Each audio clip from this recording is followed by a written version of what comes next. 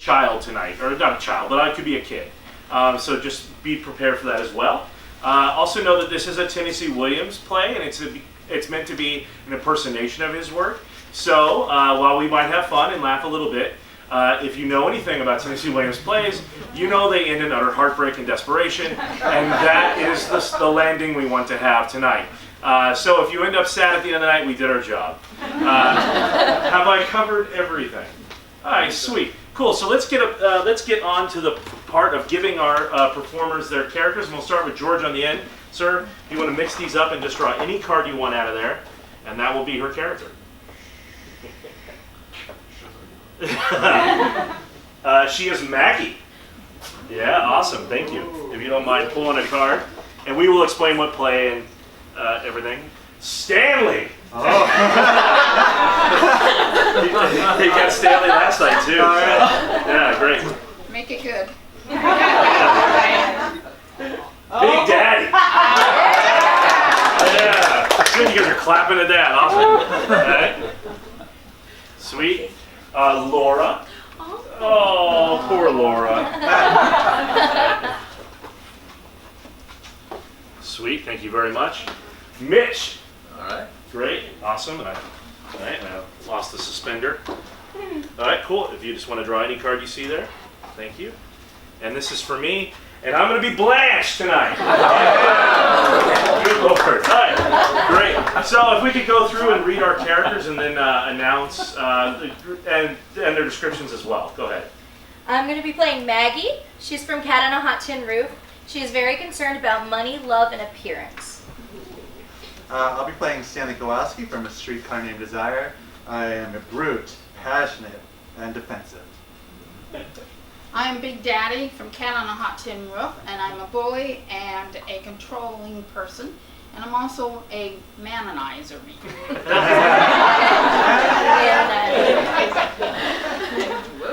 I'm Laura Wingfield from The Glass Menagerie, and I'm fragile, pathetic, and in a dream world.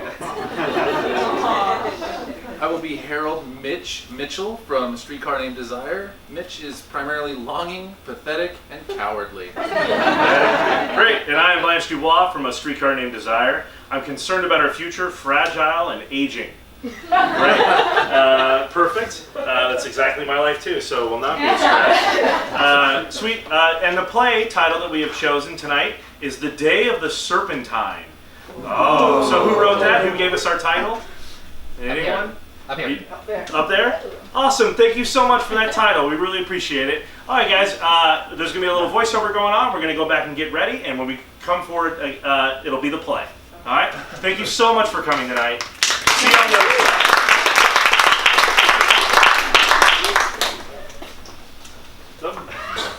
Hello, and welcome to Stages Theater's production of Tennessee Williams, an improvised play in the style of Tennessee Williams.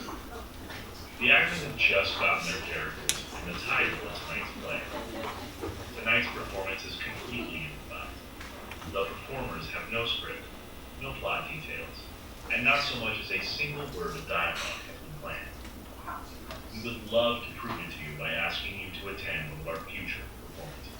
Please take a moment to look at your fellow theatergoers, for you are all in for a rare treat. You are seeing a play on both its opening and closing night. The play is being written and performed in front of you in real time and will never be performed again.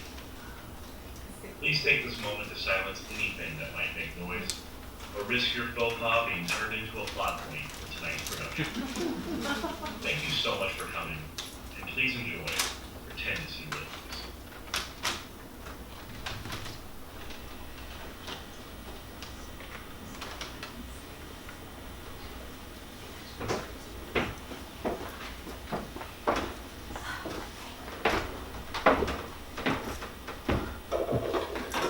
Good morning, Laverne. Well, good morning, Henry. How you doing today? I'm doing pretty well. I slept really well last night. Oh, that's great. Are we all set for today? Heading down to the grocery store to pick up some things? Oh, wonderful. I was just about to start a pot boiling, but I just realized I don't have any chicken stock. Oh, well, I'll pick that up while I'm down there. Is there anything else that you would like before I go? Well, I think I'll be all right with the chicken stock. Oh, but I forgot to invite Evelyn. So if you see her or can call her, please do invite her. You know how Evelyn gets if she is not invited somewhere. Oh, good Lord, I do. I will make sure to let her know. I am very excited to have the house all stocked again because I've been very tired of grits the last few mornings. I know. I'm sorry about that. I just keep forgetting to go to the market. Well, that's okay. That's why I volunteered to go for you. I do appreciate that. You're awful kind, Harold. And I'll get everything we need, and then I'm very frightened of running into Mr. Reynolds down there. Oh, You know how I don't like that manager. I know you and Mr. Reynolds have a long past, but you know, he's gotten a lot better lately. Well, that's true. I mean, I guess I could be more understanding of his situation there. Yeah, I just always feel so sad for Mr. Reynolds. I think he's only so aggressive because he's had a hard life. Well, that may be, but he doesn't have to take out all of his problems and aggressions and frustrations on me. I know. I mean, ever since we were in grade school together, he used to pick on me all the time. One time, we were out at playground, and he took a big old handful of dirt, and there was worms and stuff in it because it had just rained, and he just rubbed it all in my hair and my face. Ooh, worms. And when I went and ran to the teacher, he told him that I fell. Well, that was an awful long time ago. Oh, you're right. Oh. Oh. Well, hello. Hello, begging your pardon. I saw the room for let sign, and I was just hoping perhaps that you guys could open up your home to a passerby. Well, that's why we have the sign out. Well, come in, sit down. Let's get to know you a minute. Well, I would like to get you guys to know me as well. My name is Henry Reynolds. Hello. This is my wife, Laverne. Hello. Hello. Everyone calls me Pete. Oh, Pete. Nice to meet you, Pete. All right, Pete. I am a son of a long line of mayors from Cincinnati. Oh, Yeah. well, that's fantastic. Originally out of Georgia, we moved to Ohio. Quite fancy. Quite a change, Georgia to Ohio. And now, are you aspirations of mayorship as well? Absolutely, I will follow in the lineage. I will be a mayor as well. I just need to find a city that will have me. Well, welcome to Beaumont. Please take a seat, Pete, and we would be happy to let the room to you. Oh, that is mighty kind of you, and I guess we will speak about the details at a later time. Just know that I'm always good for it, and if I'm not, I have jewelry I could sell. Yes. Well, who is All this right. person we have on? Well, this is Pete. He's letting the new room. He has aspirations for mayorship, so Oh. I've invited him to stay in the room, and we will introduce him, of course, to Evelyn and Mr. Reynolds and all the people that are coming over for the dinner tonight. There's a dinner tonight? There is. I think it'd be a great start to your mayoral campaign. I've just done so much traveling, I'm not sure I could put on all my pretty clothes. They'd all need to be ironed, steamed, and taken care of. If you guys will have me as I am, then I imagine I can attend. If not, Well, Laverne ought to be able to help you with some of that. Sure, yeah, absolutely. I could definitely help you keep up appearances. We'll get you looking nice and fresh. We don't want people to think there's a serpentine in our garden. Oh, no. oh no, you can trust me. Most honestly, I am of a lineage of mayors. It's quite, I don't know the words. I didn't learn too well in school, so. Well, aren't you sweet? You are the perfect kind of constituent. Maybe Mayor Pete, let's get used to it. Mayor Pete, I like the sound of that. Yeah. Maybe Mayor Pete could help you out a little bit.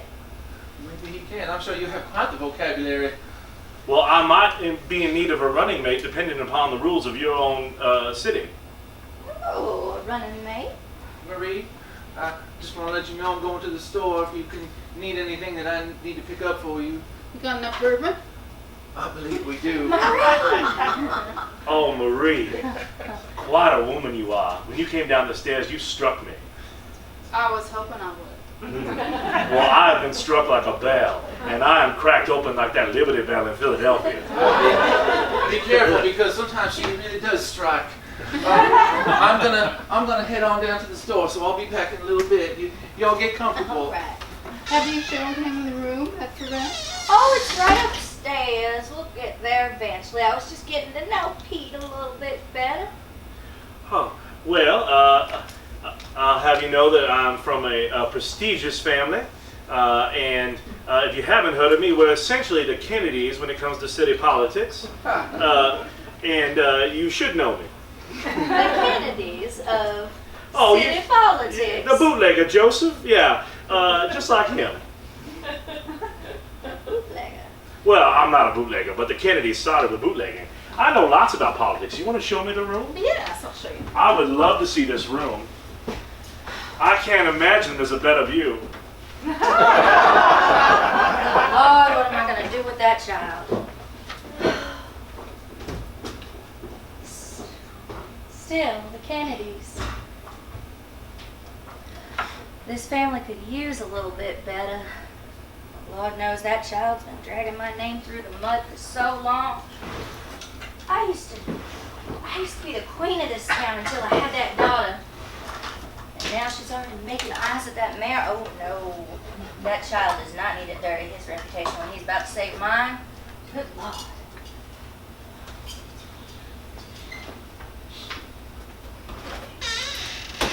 Laverne, I'm sorry, I couldn't do it. Couldn't do it. I couldn't go in there. Well, what am I supposed to do without any chicken stock? Well, we'll just have to make do. Can't you just use some water or something? No, but I guess I could use some wine. Do we have any white wine around here anymore? I'm Or sure. did that daughter of ours drink it all? No. Thought we had some white wine, but I can't remember one moment to the next what we do have in the house. You know me, I just like to be upstairs in the study working on my writing. That's all right. I'll use some bourbons. That way maybe our daughter won't drink it. So what do you think of that new lodger we have, Mr. Pete? Well, I Mr. think- Mayor. I know. I'm so excited. I think he's just what we need in this family. Imagine our family hosting the mail. Oh, Oh, hello. Hello, I didn't mean to intrude. Oh, nothing. it's no intrusion at all. Oh, well, I'm ever so delighted to be invited over. Henry found me at the market and told me about the enchanting evening we're going to have together. I saw her Absolutely. out front before I actually went in. Ah. And I thought I'd head straight on over because, well, I didn't know how I'd be feeling later. So just in case I wasn't feeling good, I thought I'd come over now. Oh, well, you're always welcome. Please sit down. We've got a new letter in town. Mr. Pete, he's running for mayor. That looks a bit strong. Oh, it is. It's for the chicken stock. Oh. A new mayor, you say? Yes, he wants to run. He's looking for a running mate, and if you ask my opinion, he's mighty handsome, and he needs a very good woman to run aside him. I would love for the two of you to meet. You know how this kind of talk makes me nervous, Laverne. I'm just going to go upstairs to my study. Good to see you. Nice to see you too. Thank you for the invite. Oh, you say a woman to run alongside him. Oh, yeah. No, he needs a running mate, and I think that, well, I think we can find him a good running mate, but more important, the true key to any political success is having a fantastic woman by your side. A woman that everyone in town loves, and well, Evelyn, that's you. Oh, my. Wait a minute. Wait a minute. Upstairs. You know, I was on my little break, hitting up shop. I saw that boy walk around them windows Just back and forth like a chicken with his head cut off. Yeah. Want to come in? Well, if I can be perfectly honest, he's still a little scared of the way you treated him in elementary school. What? That little boy still afraid of me? He doesn't like worms at all. Yeah, that's why I fed it to him, because it was funny. If he liked it, why would I give him worms? Well, be that as it may, that's just a little intimidating. Those Evelyn, poor I'm little- sure you know Mr. Reynolds. Mr. Reynolds, pleasure to see you again. You ain't looking at me. Thank you. Those poor little worms. They must have been so scared. Scared?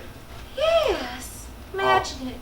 One day you're just grubbing around in the dirt, minding your own business, tilling the agriculture, helping things grow. The next minute you're just ripped up and planted in some kind of death trap. No one knowing your ending. That just... Those poor little worms. Oh, Evelyn, that's the beauty.